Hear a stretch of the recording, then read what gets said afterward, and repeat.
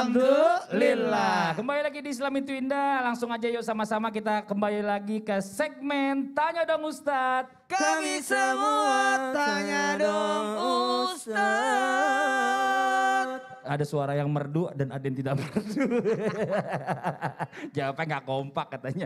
Oke, kita masuk ke pertanyaan yang berikutnya dari Syahadah 59. Assalamualaikum Ustadz ya.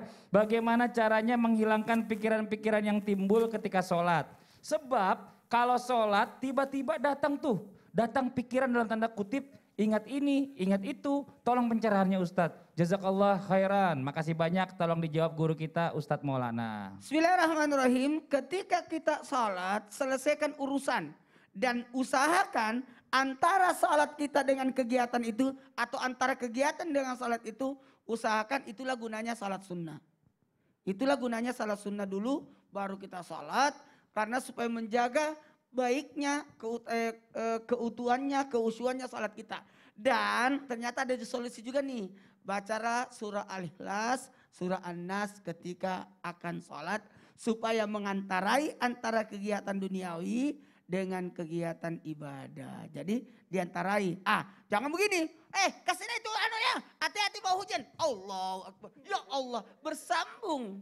Nah ini juga hati-hati. Iya. Makanya ketika kita akan sholat, selesaikan dulu urusan-urusan. Contoh, maaf. Kalau makanan sudah tersaji, makanlah dulu. Nah, kalau memang maaf ada hajat, selesaikan dulu hajatnya. Nah, daripada Anda terganggu karena persoalan itu. Contoh, ada anak tadi, makanya tadi di praktek-praktek kita ada anak. Salat ketika menggendong anak, kalau bisa ngamanin dulu. Kalau memang ada kamar, ya dikuncilah dulu. Tapi diyakinkan aman di dalam. Nah, yang dikhawatirkan tadi yang disampaikan Sasam, jangan sampai jatuh kejebur di kolam. Jadi selesaikan aman. Terima kasih banyak Ustadz Maulana. Sekarang Iya. kita lanjutkan lagi nih ya praktek dari guru kita Bib Muhammad nih. Bib, tadi penjelasan bicara masalah tentang mengenai mengingatkan imam ini apabila salah bacaan ataupun salah gerakan ini kayaknya masih belum panjang tadi Bib. Bisa dilanjutkan Bib nih prakteknya. Baik, artinya tata cara untuk mengingatkan, mungkin maaf Ustadz Syam. Siap. Kita makmum semuanya nih. Siap. Di yang tasyahud awal. Nih, ini tasyahud awal. Mustinya kan tasyahud awal dari ruku, dari sujud. Allahu Akbar. Nah, Allahu Akbar kan tasyahud awal. Nah, Ustadz Syam berdiri, imamnya. Posisinya yang mana? Nah, bagaimana posisi makmum? Makmum pertama ini mungkin banyak yang sering ditanyakan, mungkin juga sering kita sampaikan, tapi jangan bosan mendengarkannya. Yang sudah mendengar, alhamdulillah jadi tambahan lebih ingat, yang belum jadi tambahan ilmu.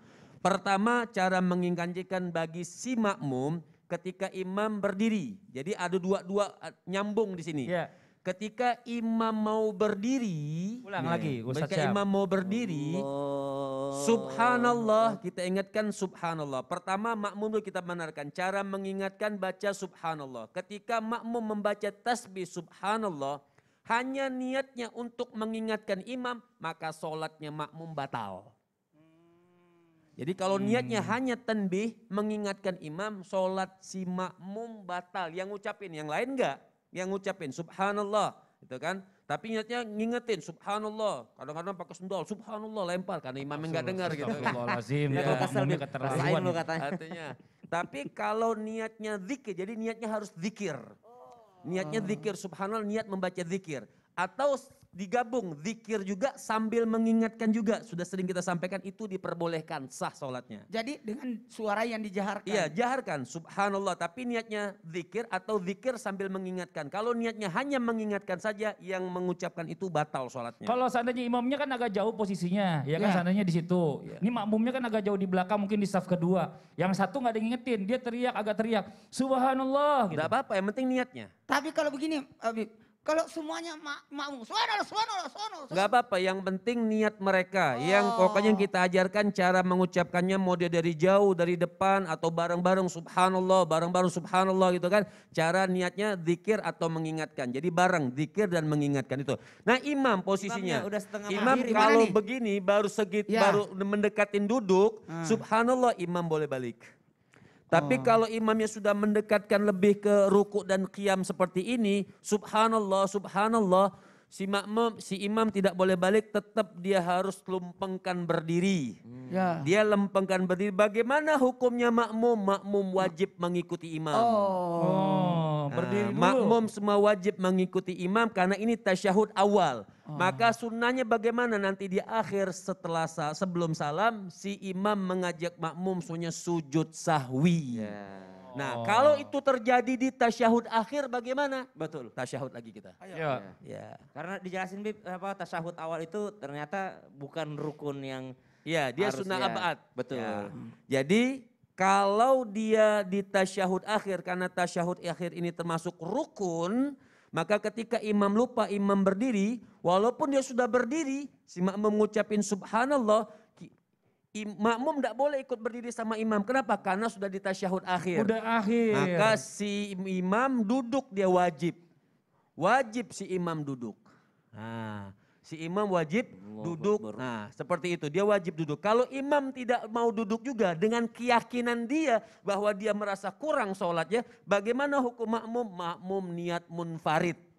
Itu dalam hati. Gimana Bib niatnya Bib? Ya, saya niat memisahkan diri daripada imam. Udah. Oh, Masya Allah. Jangan disebutkan. Sebutkan saya niat memisahkan diri daripada imam. Batal Dalam sholatnya. hati aja. Atau dalam Dalam hati, hati, iya. memisahkan diri daripada imam. Karena kita yakin imam salah. Ya. Tapi imam berkeyakinan dia betul. Itu sesuai dengan keyakinan imam dan sesuai dengan keyakinan Berarti makmum. imamnya nanti sujud sahwi, imamnya nggak usah karena sudah munfarid. Enggak, makmum sudah munfarid tidak lagi sujud sahwi. Karena imam, dia yakin imamnya juga masih kurang rakaatnya. Makmumnya dia mikirnya salah. Iya. Imamnya mikirnya Nah, makmumnya kita salah. husnudzonnya seperti apa? Itu boleh dua kejadian. Ya. Mungkin ketika sholat zuhur kan kita nggak tahu. Si imam merasa kurang pas baca fatihahnya, dia menambah satu rakaat. Husnudzon kita boleh melakukan dua hal sini. Mau memisahkan diri daripada imam atau menunggu imam salamnya bareng. Masya Allah. Terima kasih, Bib. Bijaksana sekali yang kedua itu ya. Iya. Nah sekarang kita semua sama-sama yuk kita baca doa. Yuk pagi ini biar berkah dalam kehidupan kita. Yang lagi mau kerja dimurahkan rezekinya. Mudah-mudahan digampangkan mencari rezekinya. Dipimpin guru kita Ustadz Syam. Tafadhol Ustadz Syam. Tabe guru-guru. Bismillahirrahmanirrahim. Alhamdulillahi rabbil alamin. Allahumma salli ala sayyidina Muhammadin wa ala alihi wa sahbihi wa sallim.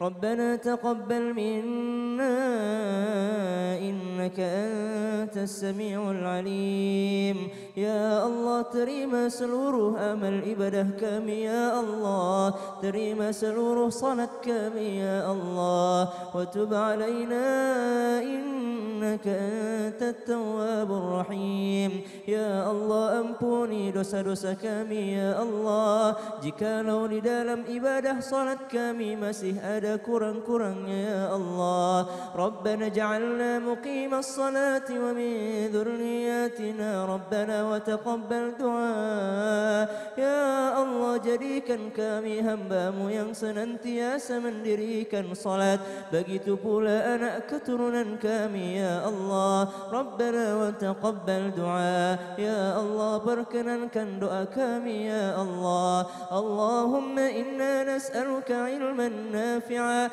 ya Allah kami memohon kepadamu ilmu yang bermanfaat wa rizqan thayyiba dan rezeki yang halal banyak mudah berberkah wa amalan mutaqabbala dan amal-amal yang diterima wa sallallahu ala sayyidina Muhammad walhamdulillahi rabbil alamin Amin, amin ya rabbal alamin. Masya Allah, alhamdulillah. Demikianlah perjumpaan kita hari ini. Semoga bermanfaat. Sekali lagi mohon maaf atas segala kekurangan. Wabillahi taufiq wal hidayah. Wassalamualaikum warahmatullahi wabarakatuh. Waalaikumsalam warahmatullahi wabarakatuh. Allah ya Nabi salam alaika ya Rasul salam alaika ya Habib